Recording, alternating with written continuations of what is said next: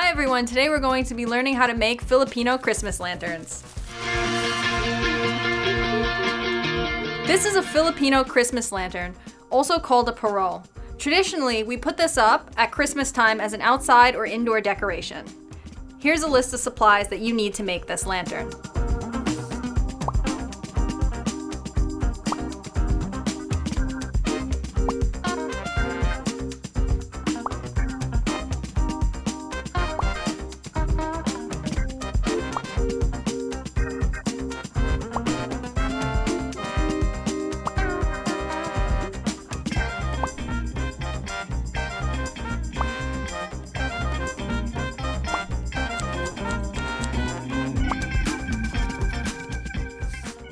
First, we have to build the wooden frame of the lantern. This consists of 2 stars that will overlap each other and will be held open by cross beams. We created our frame by using foot-long kebab skewers that we bought at the supermarket.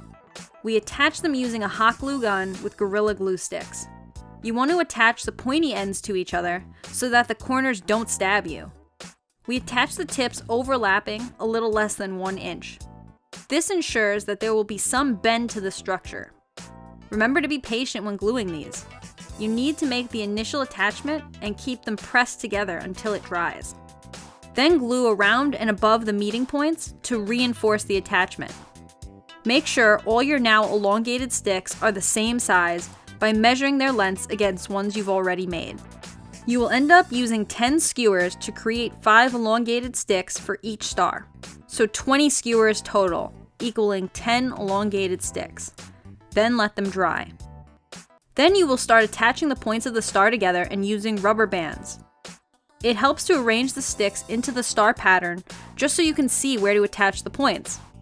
You take a rubber band and wrap it around the ends of 2 sticks as many times as you can. You will repeat this until all points are connected.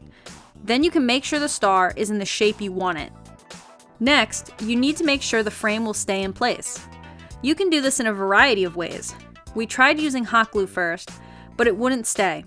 Instead, we tied the overlapping joints with rubber bands and then glued the knots, which ended up creating a very solid structure. You can also use twist ties and then glue the twists. Make sure to cut any excess rubber bands or twists so that they don't get in the way later.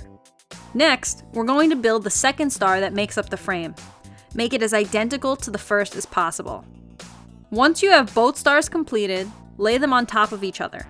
You will then be attaching them together by rubber banding the 5 points together as tightly as you can. Once you do this, you then will need to create 5 cross beams to hold the 2 sides apart in the middle. Your best bet are round pegs. We bought a wooden pole at the hardware store and then cut it into 1.5-inch pegs. We placed these at the intersections and glued them in place with hot glue. Let the frame dry. The next part is putting the cover on one side of the star. We use PVC transparent sheets we got from an art store. Colored plastic sheets that are at least 0.005 inches thick are what you're looking for. The easiest way to attach these is to glue on smaller sheets and then cut around them. You put glue on the points frame and then lay the sheet down, pressing the plastic to the frame. Then you cut away the excess using a scissor or an X-Acto knife. We did all 5 points first and then the middle. Your stars can be all one color or multicolored. It's up to you what design you want. After completing one side's cover, you'll be moving on to covering the sides of the points. Next, you will take 3 skewers and cut them in half. You will then be gluing 5 of these pieces horizontally between the cross beams. Make sure you place these in the middle of the cross beams. You will be using these horizontal pieces to wrap your lights. Let these dry. For our lighting, we chose small twinkle lights that are attached to their own battery pack. We definitely recommend something like these over traditional Christmas lights, which are too big to fit nicely into the star.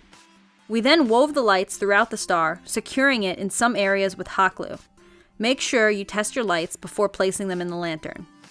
Where your light line comes out is up to you. We chose for ours to come out the top. You can have it come out one of the bottom points. You can even have it come out the back cover. But this would mean you must make a hole for it on the back cover piece of plastic and weave it through before gluing the plastic down. At our top point, we glued the line down onto the frame to secure it. After you've figured out your lighting situation, Glue the plastic pieces of the back cover in. Let them dry. Your star should look pretty awesome by now. If this is where you want to stop, that's totally cool. But we couldn't help ourselves from adding a little Filipino flair to it.